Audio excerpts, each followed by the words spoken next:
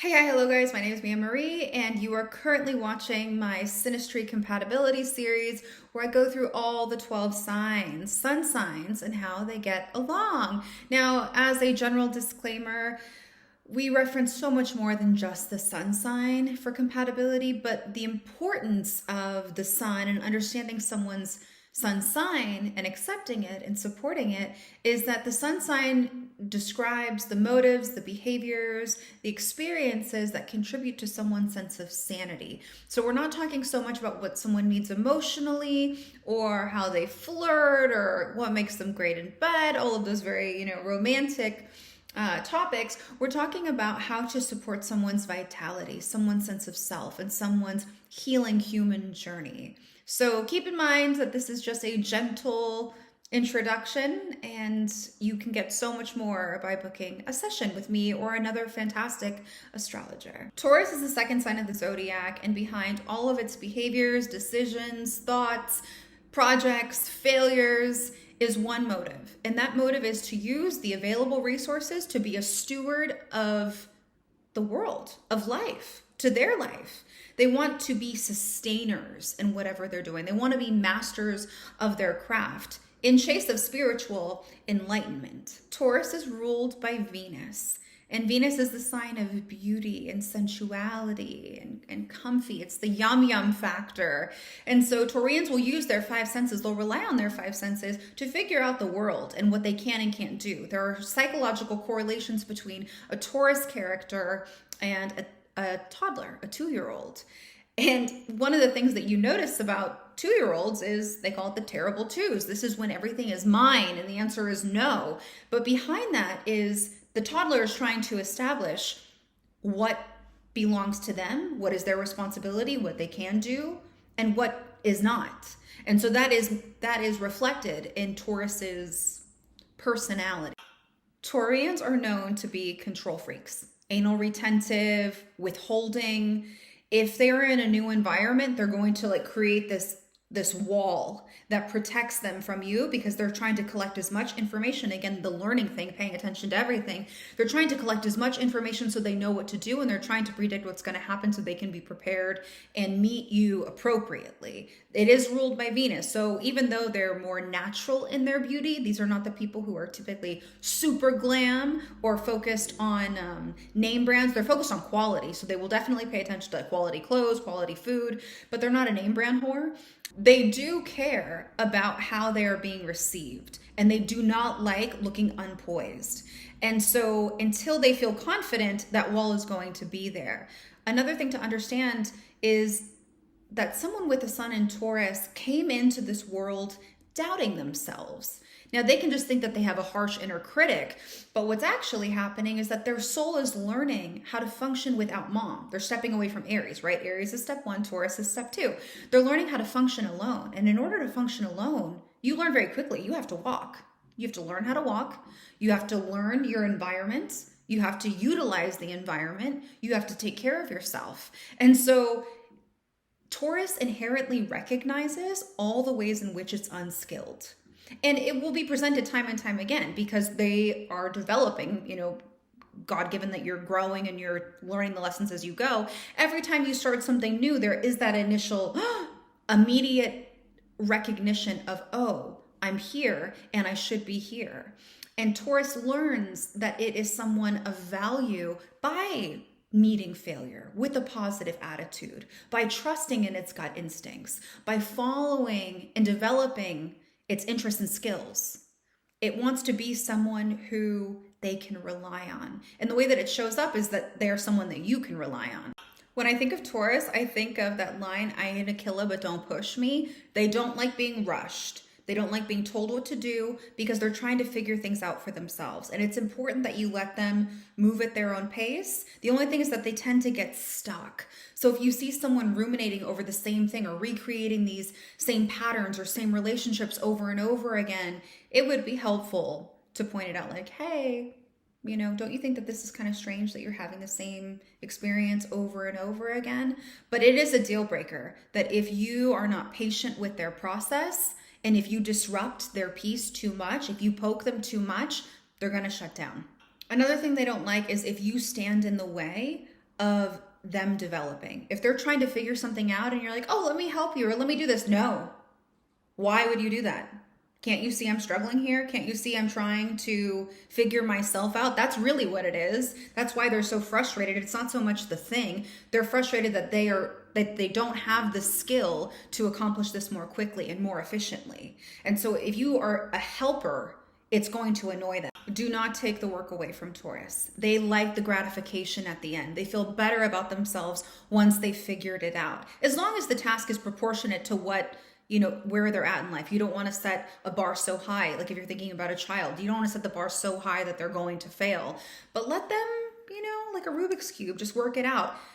If they let you take the work away from them, that is such a cautionary note because they're succumbing to laziness.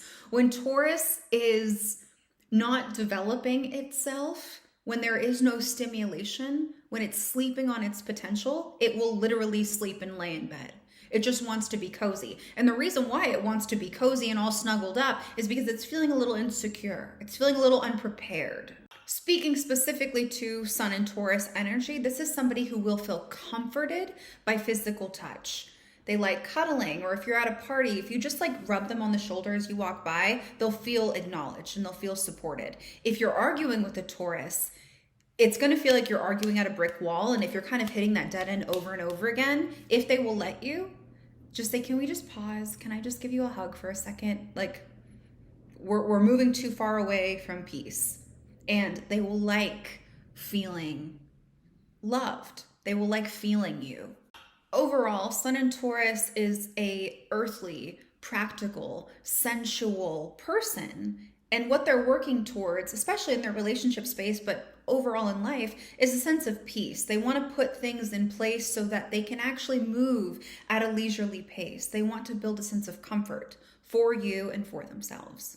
Sun in Scorpio, these people come into Earth with a sole motive of transforming lower desires into higher will by being a spiritual warrior. And they often do this by examining pain. Now, I heard this quote today, and it made me think of Scorpio, irregardless of gender, but it was saying that you can either play victim or play the villain. And I think this is beautiful Scorpio energy because oftentimes they find themselves being a depository for the shittiest human experiences. It's almost like they've come to wrestle with the worst of humanity, especially as it relates to emotions.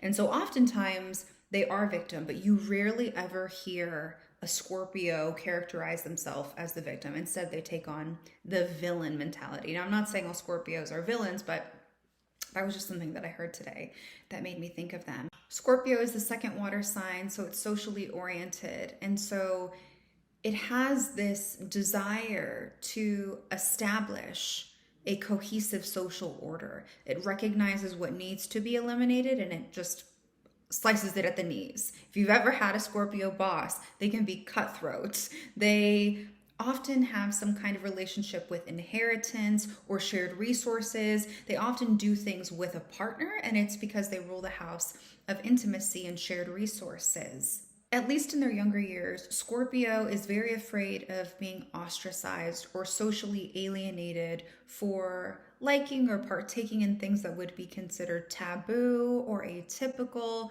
But this is like something they totally get off to.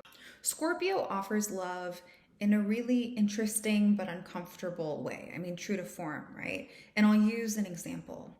So a Scorpio hasn't seen a friend in a year, and they're so excited to reconnect with someone, and they meet them in person and they recognize that it looks like their friend has aged 10 years.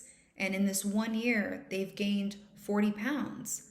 A Scorpio is going to say, oh my God, you've gained so much weight. Are you okay? Now, society would look at that and say, that's rude and inappropriate. And in a Scorpio's mind, it's like, well, that's truthful. Are you okay? And that's the point that I want to highlight, is they nurture and nourish the soul by pointing out something that everybody can see, but no one wants to talk about because it's so uncomfortable. And then the friend goes into it and they start talking about this terrible divorce and how they were betrayed and how they're dealing with trauma. And Scorpio sits there unfazed, totally supportive. And by the end of the conversation, the friend has a new awareness of their overall mental well-being. Now, when Scorpio shares their perspective, they're not meaning to cause harm. They're essentially saying, I'm paying attention to you. And after that conversation ends, they've done something profound. They've used the truth to set their friend free from a situation that was not serving them. They nourished the soul, but not in the way that we would expect or in a way that makes us feel coddled. Scorpio does not coddle. And that's an act of healing. Scorpios are healing. They do the surgical, dirty work where they cut people open and they fix what's broken. They fix what's not working.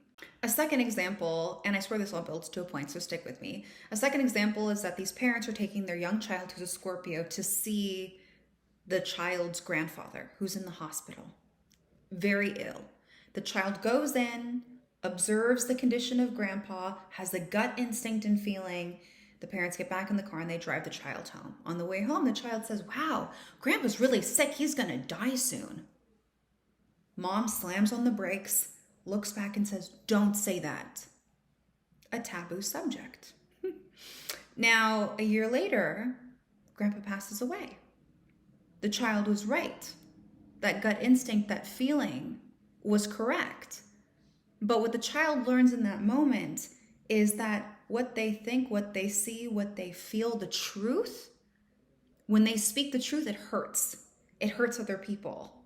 And so what happens in their younger years is they stop talking. And you see this oftentimes with men. Women who come to me with their Scorpio partner are like, oh my God, they always say that Scorpios are so emotional, but he never talks. He's so quiet. He keeps to himself. It's like, yeah, this is someone who's been socially conditioned to keep their mouth shut or they're going to be ostracized. Scorpio is they don't want to be socially ostracized because they're here to be intimate with people. Taurus is mine. Scorpio represents ours. It's always in contract with somebody. It rules contracts. It's the manufacturer. It's the company. Now, the way that they love is through truth. And so they need a partner who, when they go to those extreme places, because life sees to it that Scorpio has what could be considered traumatic or extreme circumstances and conditions. So they need someone who can withstand the emotional storms that Scorpio goes through without being negatively impacted. Another example that I'll use as it relates to Scorpio characters is if a Scorpio has been going through, let's say they have a divorce, they lost their job, their health is going down the drain, and they're recognizing that their life is falling apart. And they confide in a friend and they say, right now, I feel like committing suicide. Now this is heavy, but I think that this is true for Scorpios. The friend is probably going to say, what? No, they're not saying they're going to do it. They just say they feel like it. Most people will listen to that and say, don't do that. You need to see a psychologist. Like something is wrong with you. Someone who can be in bed with Scorpio will sit there and say, if I were you, I would feel that same way too. There is no avoidance of the truth. There is no avoidance of deep, dark emotions, of realities that all humans have to withstand. Scorpio seems to get all of the lessons, all of the tough lessons. Hence why they are the spiritual warrior. But they require in partnership somebody who isn't afraid to hear the truth, who isn't afraid to be intimate, who isn't afraid to see all sides of a person as they develop and grow, as they win, as they lose, as they soar, as they fall. Once a Scorpio knows that it's safe with you, that it can be itself with you and you won't run away or like shake in your boots, that's when the soft, loving side comes out. They are extreme cuddlers. They love cuddling, they love hugging, they love being intimate, they like spending quality time together. They are also incredibly ambitious and usually extremely successful because they have like an iron fist and a velvet glove. They know how to get shit done, and they know how to place people in the right roles. They are like the master when it comes to organizing a company and making sure that things go as planned. They're on top of their shit, and they make sure that you are also living up to your potential. Because oftentimes, if they're in business with you, if they're hiring you, you are a reflection of them and their product or their service. And so they hold you to your highest potential as well. They are also soulful lovers. Like, I think they believe in soulmates. I think that they want that type of deep, unbreakable bond. They would die for you. And more than that, they would live for you.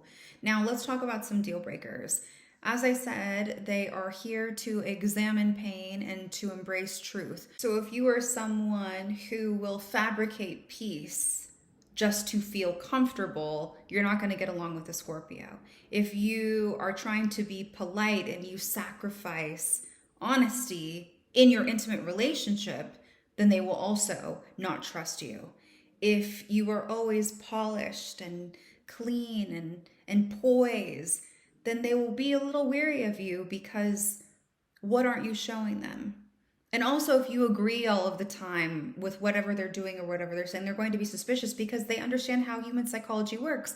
If two people are getting along perfectly all the time and someone's not being honest, someone's not showing up, someone's not participating in the relationship, they want to wrestle with you sometimes. I'm not saying that these people love a fight, but they understand what it takes to be in an intimate, committed relationship with somebody.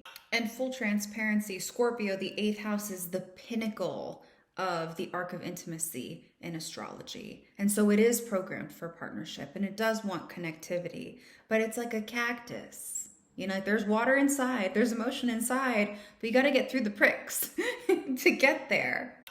Sun in Taurus, Sun in Scorpio, opposite signs, sister signs. So there is this undisputable magnetic connection between these two. I think out of all of the sister signs, this is probably where we have the most friction, but the most attraction as well.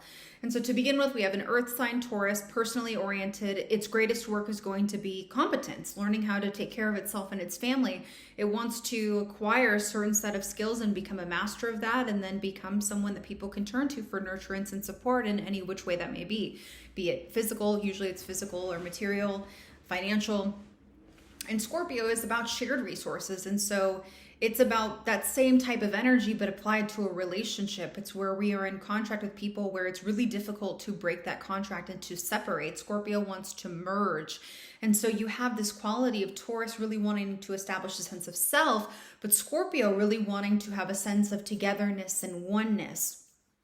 Now, Taurus is the goddess of the earth, and Scorpio is the king of hell, the god of hell, Hades. And we have two completely drastic temperaments and personalities. Taurus is trying to build things, and Scorpio is constantly trying to deconstruct them. Taurus wants everything to be in peace. Scorpio has a tendency to create chaos and drama and complicated situations. And so what this can feel like for the Taurus person is they are working so hard day in and day out to make small progress, and Scorpio just comes in and finds a way, specifically in the relationship, to make things complicated. Scorpio is always reading between the lines. It's trying to understand what your motive is and why you said that way. And Taurus is the person, it's like what you see is what you get. What I'm telling you is what there is. It's not much more complicated than that. Taurus has this abundant personality, not abundant personality. I would say that they have this abundance to their personality. There's a softness, a mellowness. When you're around a Taurus, you feel like you can move slowly and you are accepted for who you are. I will say, however, Scorpio has that ability to really ruffle the feathers of a Taurus because they're standing on complete opposite sides of the astrological belt. Let me go get something. What I'm about to say is totally unpopular relationship advice. We're usually told that we should compromise. We should meet in the middle, and that's the key to success.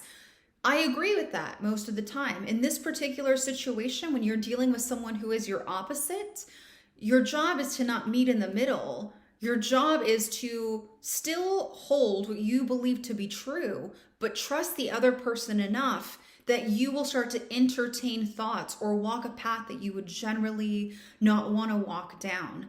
And it's through holding your truth, but also exploring something so drastically different that your perspective widens. And I use this example with all of my sister signs. So if you've already seen it, fast forward. Imagine me and you are partners. You could be Scorpio, I'll be Taurus. And you can only say one word to describe what's in front of you. And it's our goal to work together to understand what it is in its entirety, okay? So you're probably gonna say, camera. I'm looking from my perspective. I'm like, how in the fuck does this person see camera? I see a purse. Now, we're both right, but we're not completely right. And that's kind of the theme of this relationship is you guys both hold one truth that seems to be so drastically different from what the other person sees that it discourages companionship. It discourages connectivity. It's when you go, you know what? I don't understand what you mean. I don't see how that fits, but I trust you, so I'm going to listen. That's when we get the answer right. That's when we get a camera purse or a purse camera, whatever you want to call it. When you compromise in these relationships, you guys miss key opportunities to fully see the breadth of life. If Taurus is like, you know what, I thought this 100% was true, but you don't want to accept this portion, so I'll cut it out. And Scorpio does the same thing. There's a bulk of information that's left unintegrated. My invitation for you is to wrestle with each other, to not let it go. And because you guys are both fixed, I don't see you guys wanting to fold, and I don't see you guys wanting to compromise. I see that in the best expression, you guys will actually sit down and work out, okay, this goes here, this goes here, this goes here, this goes here, and boom, right? Your world gets that much bigger. Even though you guys are polar opposites, there are some key things that you guys have in common. You guys want security, you want loyalty, you want predictability, and you want to know that this person loves you, irregardless of what shape and form that you're in. And thankfully, you guys both bring this to each other. This is one of those combinations where when they latch on together, it's very hard to separate because their similarities complement each other, but their differences, it's like a moth to a flame. They just cannot resist the other. And I find them to be, when they partner together, an extremely powerful couple. These are the people that last the test of time. Also both very handsy and physical. I think that there is enough erotic energy in this relationship to not only last you this lifetime, but the next lifetime. If you believe in that, it's hard for you guys to keep your hands off of each other. Now, we can have some complications here because, as I said, Scorpio is very deep and it's had a traumatic set of experiences. And that's kind of what life is teaching Scorpio, is how do you not flicker in the middle of the storm? How do you stay in the eye of the storm protected? And how do you maintain the courage to, stay the course and rescue yourself? Whereas someone with Taurus karma, again, all of their placements aside, someone with just the sun in Taurus, life kind of wants to see to it that you're safe, that you're comfortable. You're still like a 2-year-old, and I'm not meaning that in any, specific way. I have a moon in Taurus. It just means that you're kind of like a little toddler in terms of astrology. And so the environment is pretty stable for you. The only trials and tribulations that you're going to face is because you're resistant against your own development. That is true for most Taurus characters. They have to work through the insecurity that they have, because when Taurus people go into situations, the first thing that they recognize is where they should be and where they are. And in that gap is just a flower blossoming field of insecurity. And it can take them a long time to learn how to manage that correctly. I digress. So Taurus has a completely different experience of solid ground and knowing that, food is going to be there, knowing that home is going to be safe. Scorpio has not had that experience, and so their lenses are completely different. And Scorpio finds Taurus to be like a pampered princess, or someone who just hasn't had to wrestle with tough things and isn't a complex thinker and doesn't think deeply and tries to explore the motives behind other people.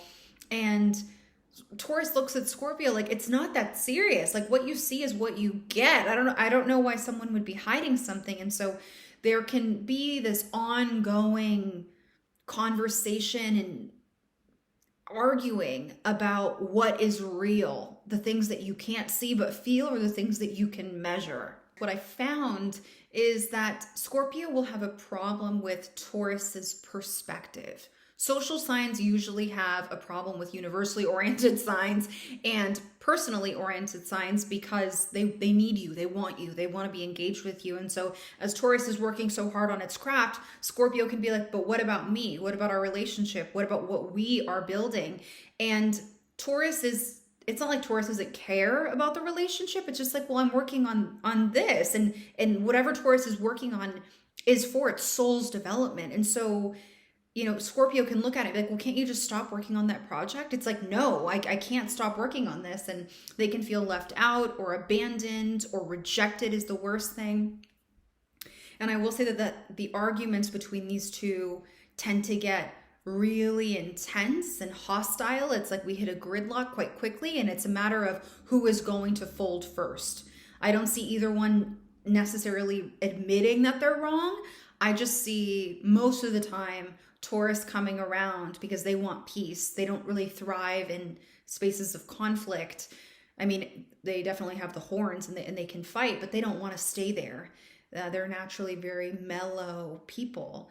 And so I see Taurus just coming to the table like, let's just agree to move on. Let's just agree to disagree. And that's the way that the relationship kind of works. And ideally in a space, it would be nice to see both of these people verbalize that they understand where the other person is coming from. So again, we get the full breadth of the experience versus just, well, we're arguing, we're not talking, and so that's that. I also think that Scorpio, when it's very extreme and intense, can create a feeling of insecurity in Taurus, because Taurus grew up from stability. It expects stability. And when Scorpio gets mad, it is feeling such strong emotions that sometimes intentionally, sometimes unintentionally, will create that emotion in you. Water signs have the ability to make you feel how they feel. And Taurus will feel Scorpio's emotions and think, wow, this is almost dangerous. Like, this is so extreme and so unsafe, because it's the opposite of what it is. It's earth, it's growth, it's abundance. Scorpio is about flames and death and rebirth and the messier side of life. And so Taurus is like, whoa, I don't like that. And so Taurus may have some reservations behind closed doors about whether or not this is a solid match for them. And but I do see that you guys being so fixed, and Taurus being focused on itself, and Scorpio being focused on the beauty of the Taurus and the compatibility of the Taurus. I don't see you guys parting, but I do see it being a series of highs and lows, and constantly working to integrate the totality of reality through the relationship. Living together can be very interesting. Taurus will actually feel like it is a positive energy around a Scorpio. So Taurus is known, the way that Taurus kind of creates a sense of security in itself and in the world, its strength is being presented with something, an idea, a plan, and then they will immediately download all the things that could go wrong, and then they will mentally prepare themselves and work themselves out of each of those situations. And so other people can look at them like, man, you negative Nancy, and it can be internalized. They can think that they are someone who looks at the shadier side of life or glass half empty. Whatever you think about that is whatever you think about that. But when you're around a Scorpio, it's like, oh, no. This gets way more intense than I could ever imagine. And Taurus is able to step into a more positive role because Scorpio is taking on the responsibility of thoroughly assessing what emotionally could be triggering or challenging. And so I do think that this is a very strong combination. You guys are on the axes of possession. Taurus wants to own itself and its skills and its abilities, and Scorpio wants to own a business and their partnership. And when I use the word own with partners, it creates a weird thought process potentially. And so I'll clarify that, we own a house, we own a car, we own a cat, and it's not like you are completely in charge of what this person does or their heartbeat or how they breathe or how they move. More so, when you own something, you are in service to it. You make sure that it's healthy. You make sure that it's taken care of. You make sure that it's protected. And so Scorpio brings all of those qualities that is required to own something to this relationship. And so Scorpio will learn how to be a little bit more independent and function on its own and venture or entertain some other business adventures by itself. And Taurus will learn how to be intimate, how to think about the world with respect to its relationship versus just its personal endeavors. I cannot believe that I almost ended this video without going into greater detail about the axes of possession. So not only does Taurus want to own its own life, but it also recognizes that you are the person for him or her by like this internal dialogue that goes, oh, you're mine. And so these two signs are both known to be incredibly possessive and jealous. And, you know, I think it just depends on the mindset of the people.